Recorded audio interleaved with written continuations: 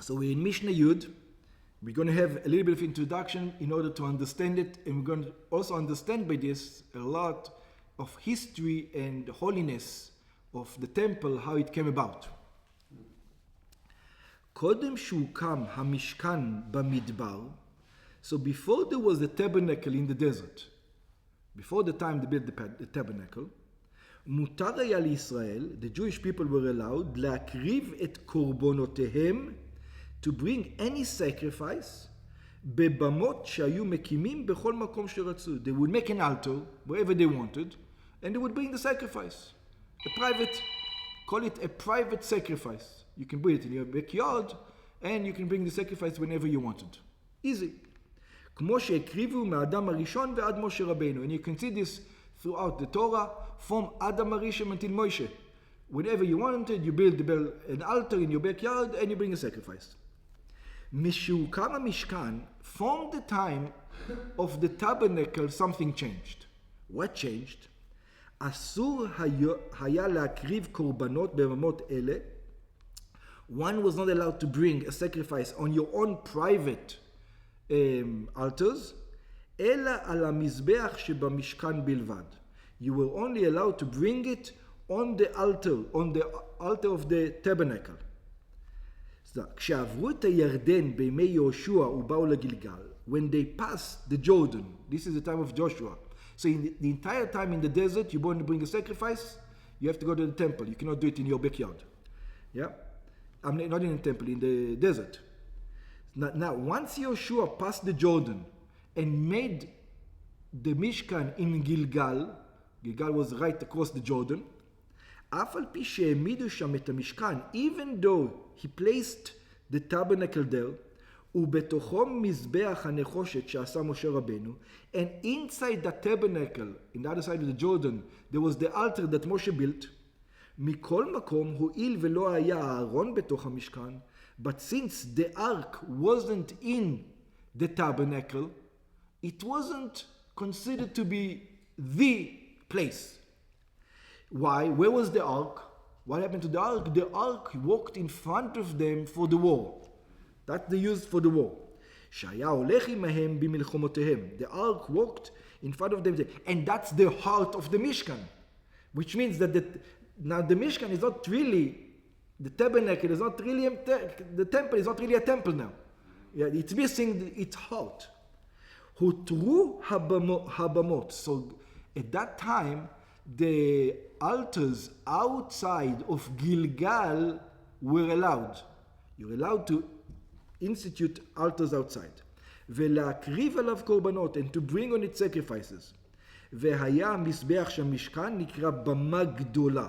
So what was the difference? So now we're going to learn a rule. The altar in the tabernacle was called the big altar, and any other altar outside of the tabernacle that you were allowed to do at the time was called a small altar. The altar in the tabernacle was called Bamat Tzibur, was called the congregational altar, and any other ones was a personal altar. וכל במת יחיד נקראת במה קטנה.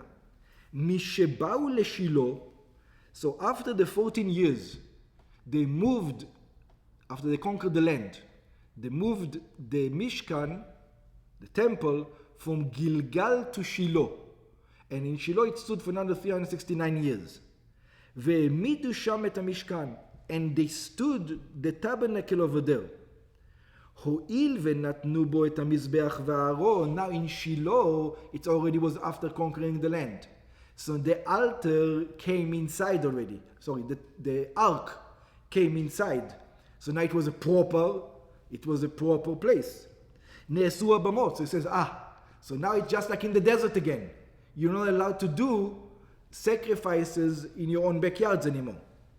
לאחר שחרבה שילה ונלקח הארון על ידי הפלישתים בימי אלי הכהן, once the Philistines came in and they took the ark, they conquered the ark in the days of Eli, באו לעיר נוב והקימו שם משכן. They came to the city of Nov and they erected another temple in the city of Nov, שעמד שם 13 שנה. It only stood there for 13 years.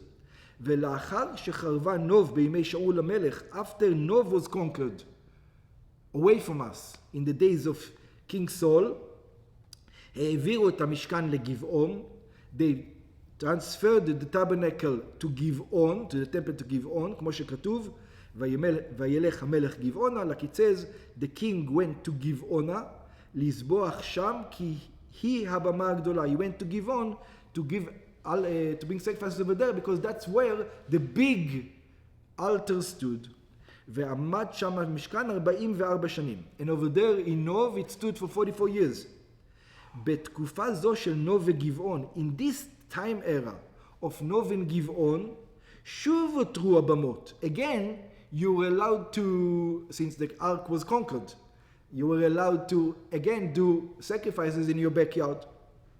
עד שנבנה המקדש בירושלים, until the temple was erected in ירושלים. ואז נאסרו הבמות עד עולם. Once it was established, no more backyard sacrifices. That was forbidden. Only sacrifices were allowed now are in the temple, even if the temple is destroyed. That's the only place we can do sacrifices. Mishnah 10. You mean that even now. You mean that, let's say that they weren't there in Rabbi, I would go and can make sacrifice? No. No, it means the rule is if there's no ark and there's no temple, you can do personal sacrifices. But after Yerushalayim was established, the Beit HaMikdash in Yerushalayim, that's it. Now, no matter what happens, no temple, no ark. You can do it in Rabbi, but I can't go now and do it in Rabbi. Yes, you can, but we're not going to discuss it. I'll give you an example. There is sacrifices you're not allowed to go to Rabbi because you're impure. But there's a halacha that has to do with Pesach, that it says, we learned it, that if the majority of the Jewish nation are impure, they are required to give the Pesach sacrifice in a Rabbite. So you're not allowed to bring the Pesach sacrifice in your backyard anymore. So according to halacha, you're supposed to go to Harabait and even impure and bring the Pesach sacrifice today. That's why people doing it. They don't do the Pesach sacrifice. No, but that's why they catch them with sheep that they want to go to Harabait. Yeah. On Those people. Yeah. That's why they do it. Mm-hmm. They didn't understand why they want to do it. It's halacha. Because it's halacha. According to some commentaries, a person should not stay in Yerushalayim during the 14th of Nisan, because according to some commentary, he has a commandment to go to Harabait to bring a sacrifice. According to some commentaries, even today. Yeah, but most commentary says no. But just to show the severity, the reason is because it's not in our hand. The Harabait doesn't belong to Israel. Doesn't belong to you physically. Yeah, but it's just an interesting history. This whole thing gives a new perspective. Okay, so now we're again going to say there's not going to be the difference between a backyard altar and a tabernacle altar, except these things. They're almost the same, except some things. Let's see.